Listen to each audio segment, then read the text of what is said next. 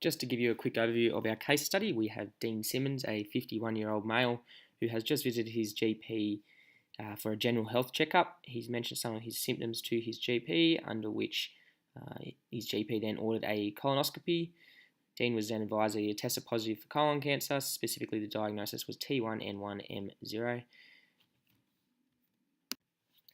Dean then underwent a successful surgical procedure. Following the procedure, they discussed follow-up care, explaining that whilst it was highly unlikely that his cancer will recur, Dean should have regular checkups with his GP in relation to any symptoms of colon cancer. 12 months later, Dean visited his GP and reported no adverse symptoms specifically related to colon cancer. Dean's GP then advised that this was great news. However, he was concerned about Dean's risk factors, specifically hypertension and high cholesterol, and explained that he would be eligible for a chronic disease management plan, an initiative that would allow Dean to participate in team care arrangement and be eligible for a Medicare rebate for certain allied healthcare services. Dean agreed that this is a good idea and as such has been referred to 123 Exercise Physiology Services. So here we have an outline of a management plan that would be typically provided to the allied healthcare professionals in the event that team care arrangement has been organised. And these act to give us some baseline information in regards to our client. So as you can see on here, we've got the relevant medical history that applies to Dean. We've got some family and social support background. So as you can see, Dean lives at home with his wife. He's also got 2 daughters. An overview of their lifestyle history, so smoking, alcohol, exercise and diet, and also a list of the current medications. So as you can see, we've got effects for depression, high cholesterol medication and hypertension medication as well. And then we've got the bottom half of that team care arrangement item outlined here as well. So as you can see here, we've got some vital information provided on Dean. So age, height, weight, BMI, waist circumference, blood pressure and heart rate. Generally, any allied healthcare professional will take these within their initial consultation, but these will generally be provided to us by the GP as extra documentation that we can have under Dean's file.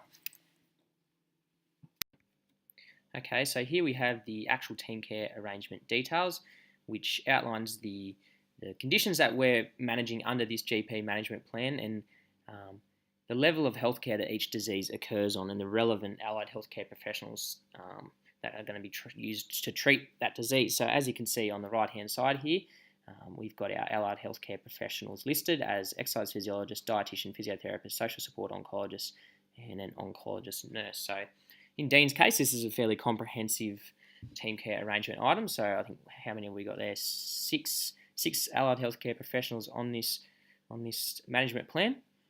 Okay. In my experience, some of these conditions might be fairly generalised. For example, we can see you've got osteoarthritis there, and it's actually up to the allied healthcare professional to interpret that and break that down into more specific information within their initial consultation procedures. But this just acts to provide us with a general overview of the allied healthcare professionals that are involved and the things that we need to consider. So it's got on here, obviously he's been treated for colon cancer, so it's given us a brief overview of that. That patient has been treated for colon cancer 12 months ago and displays risk factors such as diet, BMI, smoking, has high cholesterol and is relatively sedentary. Other considerations include low back and neck pain, osteoarthritis and depression. Okay, we've also got some biomedical risk factors there, and then it will outline the goals within that. So as we can see there, decreased weight, increased physical activity. As you can see, we're quite relevant to this management plan because increasing physical activity is basically a mainstay within decreasing all of these risk factors. So as you can see on the right there, we've got exercise physiology listed for most of these items. And we've also got a bit more detail in regards to the medication and lifestyle goals that have been outlined by the GP. Now, this can be particularly relevant to cancer patients in particular. In Dean's case, he actually hasn't had chemotherapy or radiation. There's a lot of medications that are associated with that, obviously pain relief and managing the side effects. But as you can see here, it's basically in an aim to manage his cardiovascular risk factors. And again, on the right-hand side here, we have the level of healthcare that occurs on and the relevant allied healthcare professionals that are going to be required to manage that.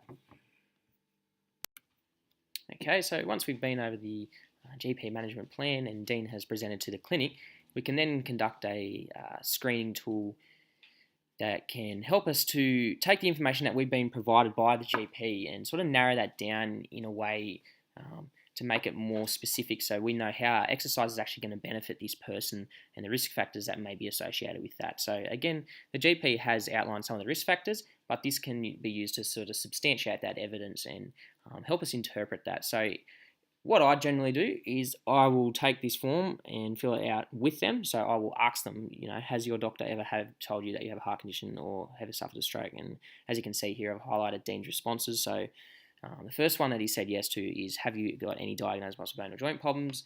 He has then responded yes, and I've asked him to expand on that a little bit. So I said, look, I've seen that you've got osteoarthritis, and he, in this case, has indicated that he's isolated to his left hip. Okay, so we would make a note of that and consider that when we're prescribing exercise, so he might be able to benefit from some lower limb strengthening exercises. Any other medical conditions, can you expand on that, please? And he's given us an overview of his colon cancer treatment. Okay, on the right hand side here, we've got some vital information, so age and gender. He has no family history of heart disease. Again, smoking, so in the GP management plan, it just said that he was smoking. It didn't actually indicate how much or how regularly. So he has indicated that he's smoking 32 cigarettes per week.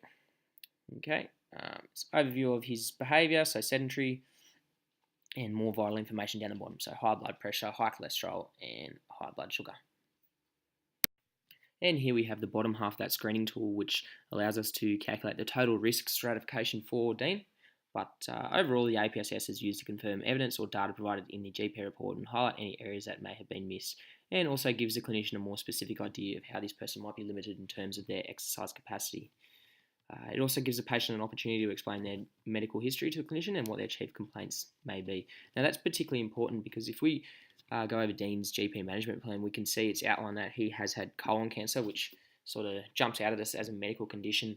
But after we break that down a little bit, we've found out that he's made a full recovery from that, and it's more working towards recurrence, and his chief complaints are actually decreasing his body weight and reducing his low back pain in order to be able to participate in physical activity again.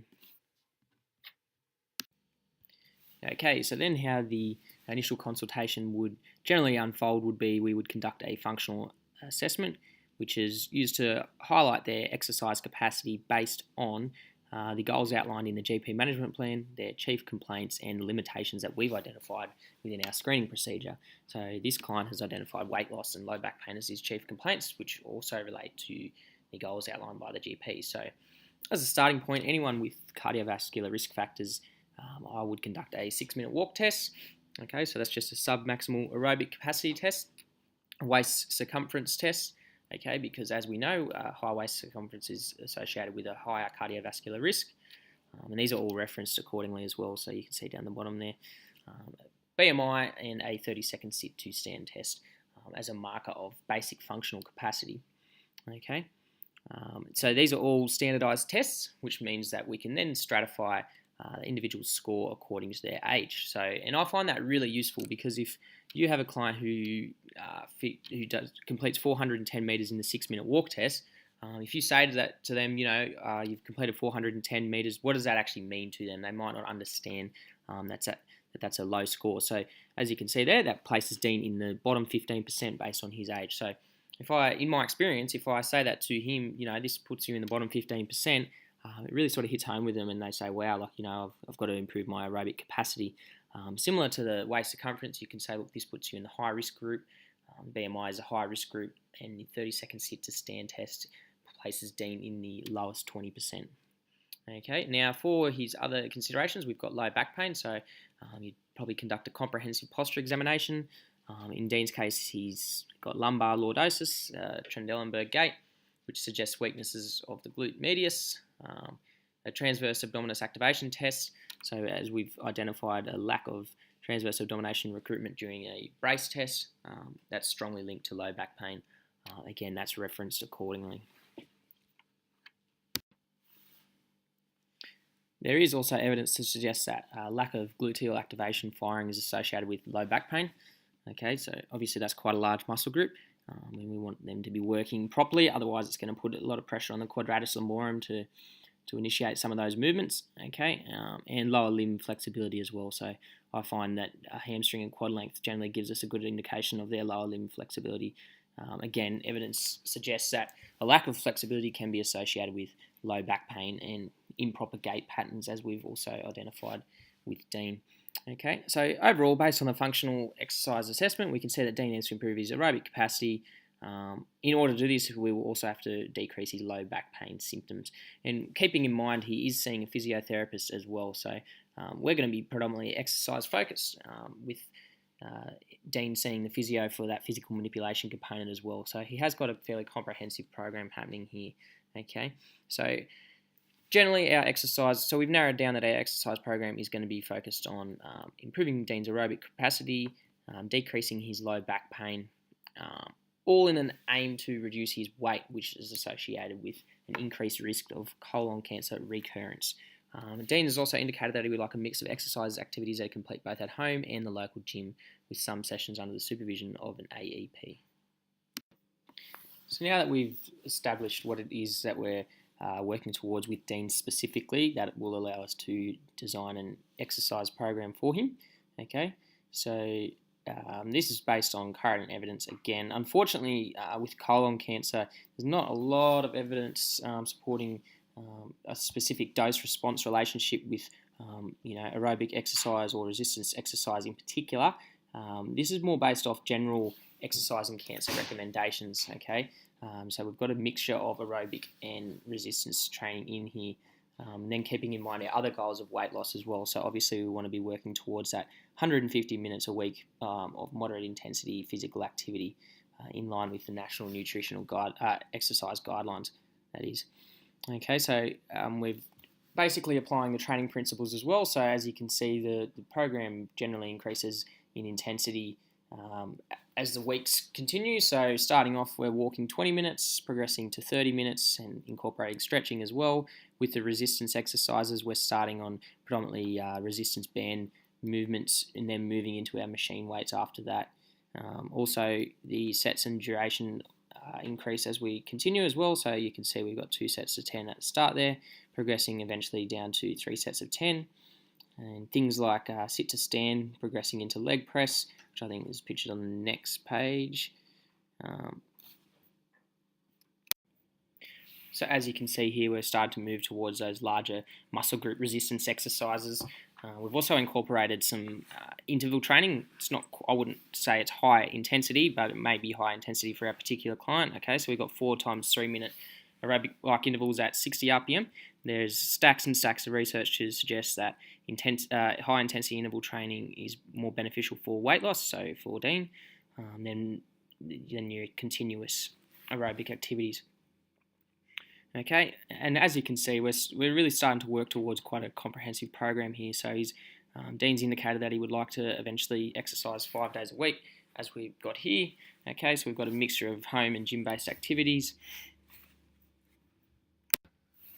And finally, incorporating the other training principle of variety. So as you can see, he's got quite a number of activities here that he can do. So for example, I've incorporated skipping towards the latter end of his program, which is a fantastic aerobic exercise. It's quite intense, so obviously we're not going to whack that in there right from the get-go, but that's a fantastic way to incorporate variety, okay, just so that we're not doing the same thing all the time. Eventually moving into barbell exercises as well. Whether or not he'll be able to do that within 8 weeks is up to the discretion of the exercise physiologist, but these sessions are supervised, so we can chop and change things as Dean progresses through that. So here we have some literature supporting the exercise selections that have been made in the program. So again, I've already touched on this, but aerobic interval training more effective for weight loss in comparison to that of your continuous training. Your guidelines for 150 minutes a week of moderate intensity physical activity. And then your exercise recommendations for osteoarthritis of the hip, and obviously some considerations that you may need to make when applying progressive overload to a person with a chronic condition.